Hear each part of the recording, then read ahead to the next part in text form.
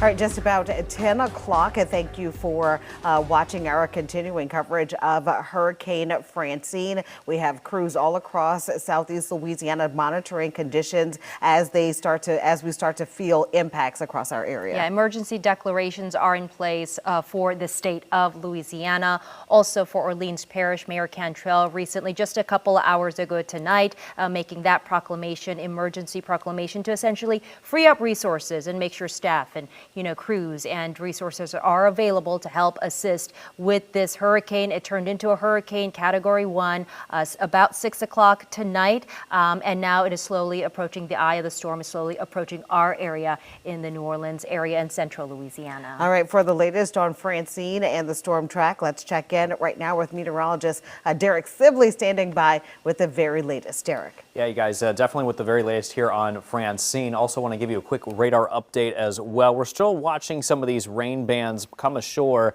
down towards the southern coastline near Grand Isle and also near Lafitte here too, also over the marshlands. That's moving towards the northeast. But, looking at pretty dry weather conditions here overall, overcast, don't get me wrong, and a little bit of some light spotty drizzles here, some showers in some spots. All right, let's look at the bigger picture here. And this is what's happening across the Gulf of Mexico with what's happening with this frontal boundary. There you can see across the northern Gulf. Here is Francine here as well, positioned to our southwest, and it's moving towards the northeast. So there's a lot of moisture in the atmosphere for us to tap into, and you can see just how moist overall the Gulf of Mexico is, especially north and western Gulf, with Francine obviously back to our south and west. Was battling some drier air so far throughout its life cycle. It's really moistened up here, however, still battling some upper level influences in the form of wind shear, and that is not allowing the storm to really organize. Instead, it's a little stretched out here in nature, and you can kind of see on the infrared imagery it's not really all that well organized either.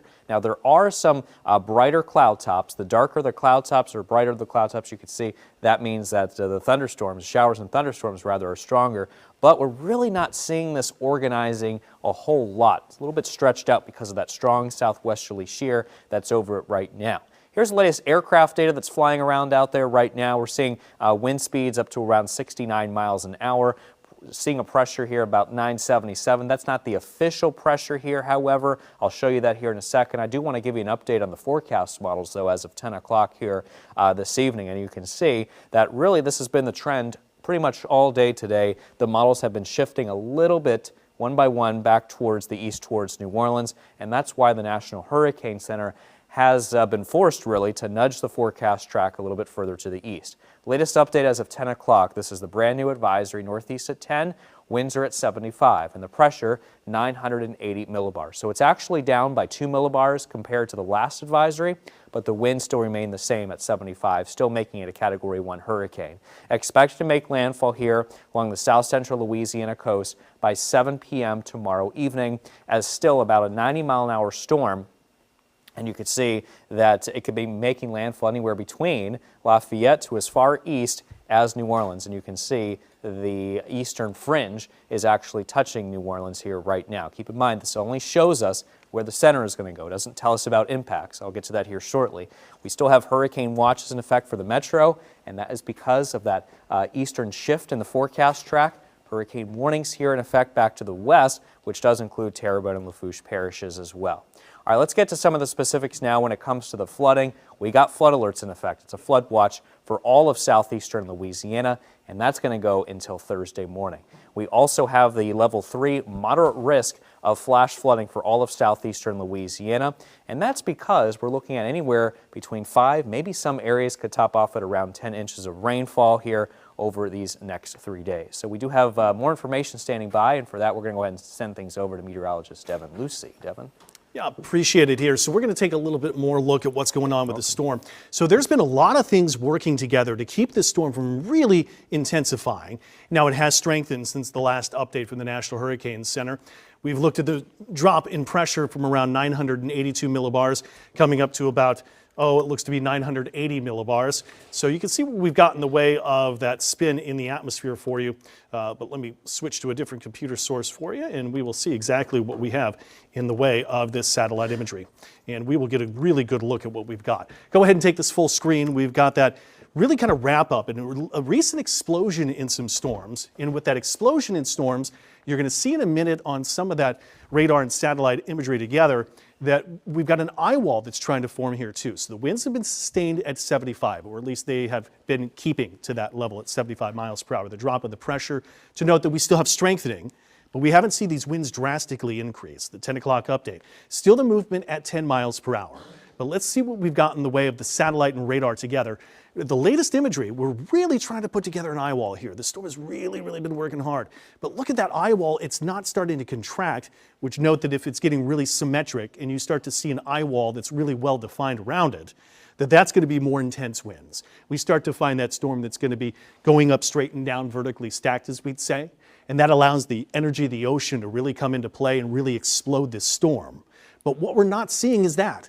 The storm is getting kind of stretched out. You can kind of see from north to south. And you look how strong, or look how wide it is really from west to east, and it's not. So it's not an overall very large storm, at least east to west speaking, but it's getting kind of stretched out. So we do note that we're fighting wind shear and we're fighting the drier air battle that's still, look at this, drier air bands working out ahead of it here too. So all of these things, and you really get a good look at how that storm is getting stretched out from this vantage point. You get a good look at what's going on. This is going to have a really tough time to strengthen, especially become a really strong storm. But you know what? I'm going to take that every single darn time. Maintain that Cat 1 status. Let's get you down to even tropical storm. I'd like to find that too.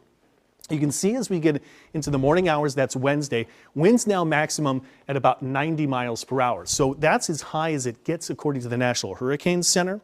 I've seen data that wanted to go way overboard that's still coming in. But here's maintaining Cat 1 status with winds at least 75 miles per hour. Let's see what the timing's working out to be. Coming in at 7 o'clock, so this is later. Let's see what happens here when we look at the exact track. We've been saying that we've been seeing this track going east, east, east, east, east. There are still data to support that I'll show in just 1 minute. But this track has not changed from the previous outlook from the National Hurricane Center. It is still right in between Vermilion Bay and Atchafalaya Bay, and still makes its way up through what looks to be St. Helena and Livingston parishes too eventually, and right over kind of Baton Rouge. So this is still west of New Orleans. And there we see Thursday at 50 mile per hour winds. It's still maintaining tropical storm status, even well into Mississippi. Now, I've been wanting to see if we've updated our forecast data here. This should be the latest data that go into the overnight hours. So look at this structure of the storm here. This is a comma-shaped storm. This is not going to be the strongest hurricane, even by this outlook. However, do you see these feeder bands coming into that storm? This could be more of a tornado producer. And watch this because the time period is not favorable for that. Still a really hefty rain shield out ahead of that. 4 o'clock here. We have feeder bands coming in one by one, each individual storm right here coming in, even wrapping up to New Orleans. Look at the eye wall of this. It's really large and expansive. That would indicate it's not the strongest of storm. Look to Grand Isle. This is going to be Terrebonne. And we look to Cocodrie, Chauvin. We're also looking Grand Isle. Here's Leeville right in here. And we're also working up our way to maybe even Galliano. So those are the areas closest to the strongest winds. Can't forget about Uhoma, even Schriever, Gray's within here too. Got Borg, you're there as well, even Thibodaux. So all of you will be closest to where the storm will be at its strongest, at its peak as it makes landfall, according to this data. And that's not until 4 o'clock. And as we go a little bit later, there is the main part of the storm, and look at this really churning right on New Orleans by 9 o'clock. So this means you're also in the warmest part of the day when those feeder bands are starting to make their way in. That's also a tornado risk, unfortunately. We get into 7 o'clock into Thursday, and there's still an influence and could still be tropical storm force winds here. Let's compare that data, other good forecasts that we have. This is out of the United States, updates 4 times a day. We forecast all over the world with this. So we're looking right now more westward track with that landfall. But I'll tell you, these forecasts came earlier in the day. That forecast I showed you that is in our in-house data came in right now. So we'll see if those others are going to be farther shifts east to it. This forecast out of Europe is the last update, just the way it's got a long ways to go, the data, the timing.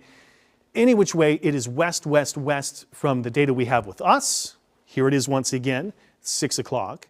The data that we show from the U.S. that comes out of the East Coast, actually Washington, D.C. area. And this is the forecast out of Europe, even farther west here too.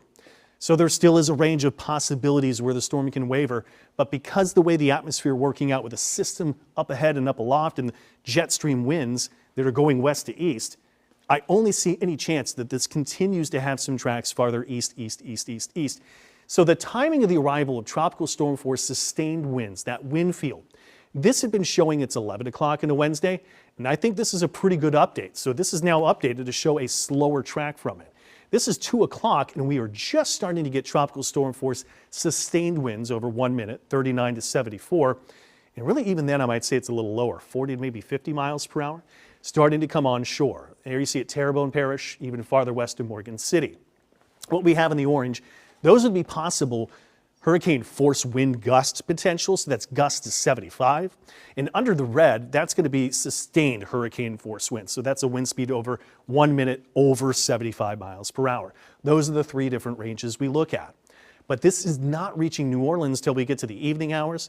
And so we are looking overnight, going even into early Thursday, tropical storm force winds are still here. The wind forecast range I've really looked at and that we're getting really favorable is still 30 to 50 here in New Orleans, gusts to 60, maybe an isolated gust that could come to 70. So those are still some pretty strong winds. But to show that timing in another way, once again, this is Wednesday that says 2 p.m. I'd moved New Orleans earlier because it had been over the data. Now it's over the data again. Here's Wednesday, 8 o'clock still offshore. So Wednesday going in, so that's actually even later. That's Wednesday, that's AM, there you go, AM. I knew that was falling apart a little bit somewhere. Wednesday, 8 in the morning offshore. Wednesday, 2 p.m. in the afternoon, just starting to arrive. And that's the earliest of that leading edge of the tropical storm force winds. And then not until Wednesday evening to the border into Mississippi do we find that leading edge of the tropical storm force winds coming in. I don't think we have any chance of really finding a severe storm tonight because this is going to be really, really much later in the forecast we're showing. But Wednesday, remember I spoke about those feeder bands coming into the storm.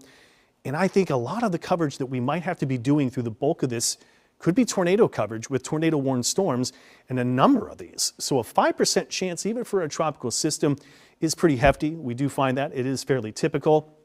Storm surge. This is still in play for the 3 to 5 feet from Lake Bourne, Lake Maurepas, and Lake Pontchartrain. Really, the bulk of this is along the coast. We've already had evacuations in the areas that we know. We know storm surge inundation has already been affecting the areas. People have already evacuated. That's great. From Grand Isle all the way to Venice, 4 to 7 feet. From Grand Isle west, we're looking for 5 to 10. And that even comes up and has the areas such as Dulac and Chauvin and even maybe Cocodrie. So those would be the worst areas with this particular storm surge for Terrebonne or Bayou Parish. We're looking here, and I think we're staying safe. The levees should be okay holding at a 3 to 5 foot range, especially for the western part of Lake Pontchartrain. For near landing should be holding up. Here now, we're looking at a little bit of rain. We're looking at light rain in Mississippi, an area of maybe steady rain southwest of Belchase, maybe heading up Delacroix Way. West there at Thibodaux, you got a little light rain that's here. Maybe as you head past Kenner to Luling, a little bit of light rain. We're in the 70s right now just to show these current conditions before what we know what's coming our way. Winds are still about 10 to 15 sustained over a couple of minutes. Not much in the way of strong wind gusts from here. So what are we doing right now? We're all here. We know what we're doing when just getting ready for things to stand by. And of course, we've got everything in the power, getting ready to get that charged up. If you got extra charging devices, make sure they're there too. We got the pets in place. We got those ready to go. In the last of any preparations, this one you might have a couple of more hours through the morning hours because, again, not until 2 do we start to find those winds starting to really ramp up. And I think we're doing okay at this stage because the latest data show that this thing isn't strengthening a whole lot from here, not looking for a lot of big-time organization structure, not a very large and expansive storm. This could be in what appears to be leading into the heart of the moment.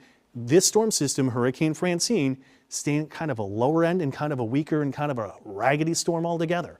Regardless, it's a weather alert day. We still have to get some of this forecast to lead into some showers and storms into Thursday. Friday, we're looking at, well, yeah, not much rain. We really dry out after this. In Sunday, Monday, Tuesday, maybe the return of a few showers.